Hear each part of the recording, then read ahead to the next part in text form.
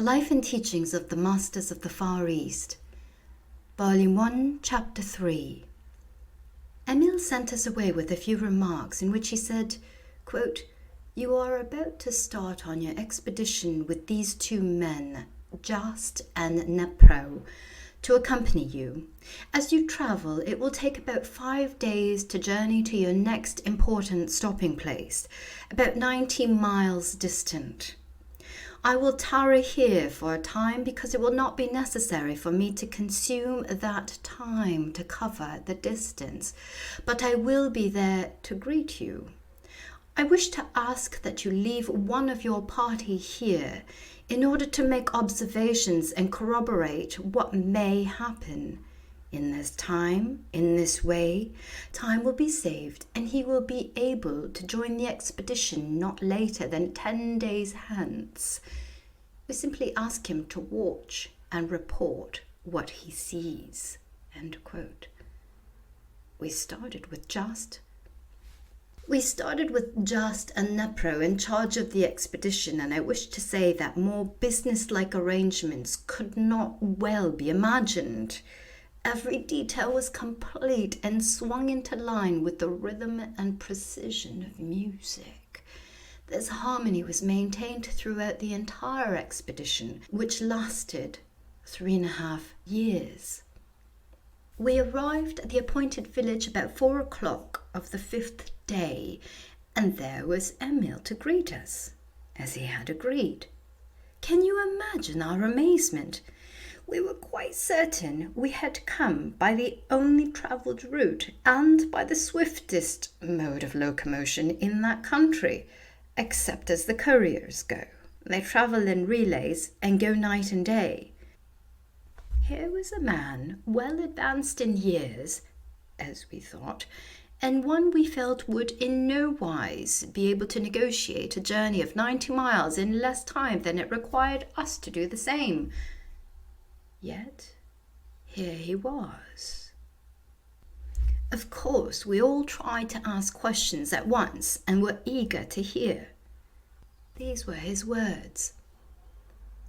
"I said when you departed that I would be here to greet you. I am here. I wish to call your attention more fully to the fact that man, in his right domain, is limitless, knows no limit of time or space. Man, when he knows himself, is not obliged to toil wearily along for 5 days to accomplish 90 miles. Man, in his right estate, can accomplish any distance. It matters not the magnitude, instantly. A moment ago, I was in the village from which you departed 5 days ago.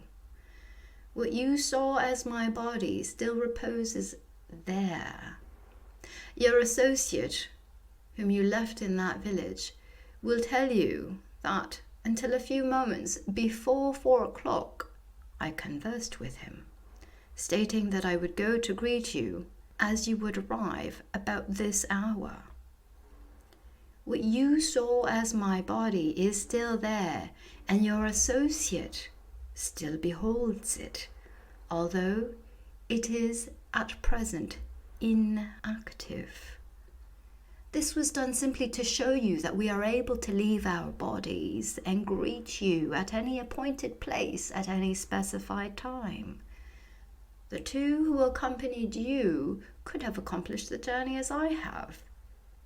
In this way, you will more readily realize that we are only ordinary humans of the same source as you, and there is no mystery, but that we have developed the powers given all by the Father, the great omnipotent one, more fully than you have.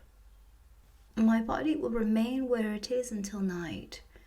Then I will bring it here, and your associate will proceed on his way here as you did, arriving in due time. After a day's rest, we will journey to a small village, 1 day off, where we will tarry 1 night, then return here and meet your associate to see what his report will be. We will assemble this evening in the lodge. In the meantime, farewell." In the evening, after we had assembled, Emil, without opening the door, suddenly appeared in our midst and said, "You have seen me appear in this room, as you would say, by magic. Let me say there is no magic about it. Here is a simple experiment which you can behold. You can see this, consequently, you will believe. Kindly gather around so that you can see. We have a small glass of water, which one of your number has just brought from the spring. You see that a minute particle of ice is forming in the very center of the water.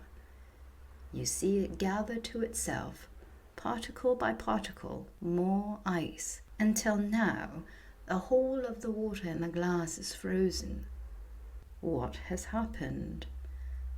I held the central atoms of the water in the universal until they became formed, or, in other words, I lowered their vibrations until they became ice, and all the other particles formed around them until the whole has become ice. You can apply this to the little glass, the tub, the pond, the lake, the sea, the whole mass of water of the earth. What would happen? All would be frozen, would it not? To what purpose? None. You ask by what authority? I say, by using a perfect law. But in this case, to what end? Nothing, as no good has been accomplished or could be accomplished. Had I gone on, determined to carry this out fully, what would have happened? A reaction. To whom? To me. I know the law, and what I express returns to me as truly as I express it. Therefore, I express only the good, and the good returns to me only as good. You can readily see that, had I persisted in the freezing, the cold would have reacted upon me long before I had accomplished the end, and I would, in reaping the harvest of my desire, have become frozen. Whereas, if I express the good, I reap the harvest of my good eternally. My appearance in this room tonight may be explained in this way. In the little room where you left me, I held my body in the universal by raising its vibrations, and it returned to the universal, or, as we say, returning it to the universal where all substance exists. Then, through my I am, my Christ consciousness, I held my body in my mind until its vibrations were lowered and it took form right here in this room, and you could see it. Wherein is there any mystery? Am I not using the power or the law given me by the Father through the beloved Son? Is not this Son you and I and all mankind? Wherein lies the mystery? There is none. Consider the faith represented by the mustard seed. It comes to us from the universal through the Christ within, which has already been born within us all.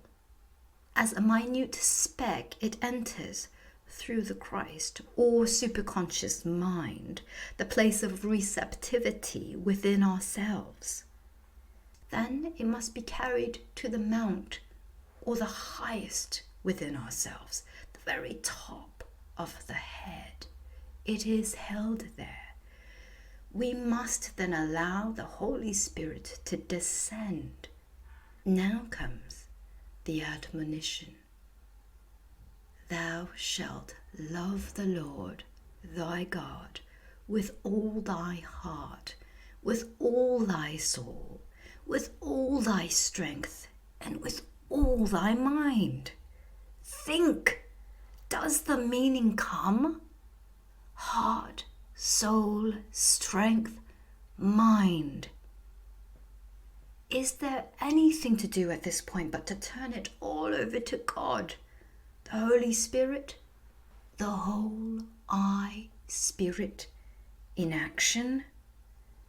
This Holy Spirit comes in many ways, perhaps tiny entities tapping and seeking admittance. We must accept and allow this Holy Spirit to come in and unite with the minute point of light or seed of knowing and revolve around it and adhere to it, just as you saw the particles of ice adhere to the central particle, and it will grow in form, particle by particle, circle by circle, just as the ice multiply and express that seed of knowing until you are able to say to the mountain of difficulties, "Be thou removed and cast into the sea," and it will be done. Call this fourth dimension, or what you wish. We call it God in expression through the Christ in us. It is in this way that Christ was born. Mary, the great mother, perceived the ideal.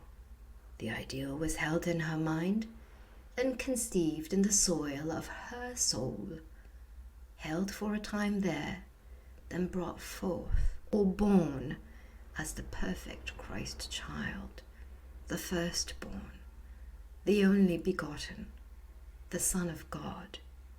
He was nourished, unprotected, given the very best of the mother, watched over and cherished until he grew from childhood into manhood. It is thus that Christ comes to all of us, first as an ideal planted in the soil of our soul, the central part where God is, held in the mind as the perfect ideal, then brought forth or born as the perfect child, the Christ consciousness. You have seen what has been accomplished here, doubt your own eyes. I do not blame you. I get the thought of hypnotism from the minds of some. My brothers, is there one here who feels that he does not have the power to exercise every God-given faculty that he has seen brought forth tonight?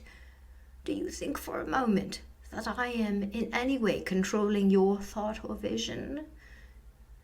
Do you think that I could, if I would, cast a hypnotic spell over any or all of you? For did you not all see?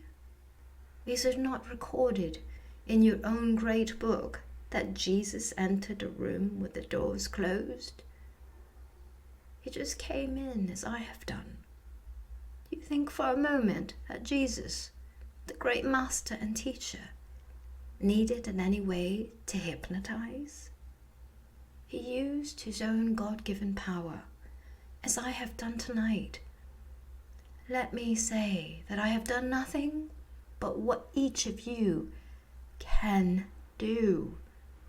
Not only you, but every child that is or has been born into this world or universe has the same power to do just what you have seen accomplished this night. I wish to get this clearly before your minds. Let me also say that you are individuals, that you are not personalities, that you are free wills, not automatons. Jesus did not need to hypnotize, and we do not need to hypnotize. Doubt us all you wish until you are fully satisfied as to your honesty. Put the idea of hypnotism away for the time. or at least let it lie passive until you have gone deeper into the work. All we ask is that you keep an open mind.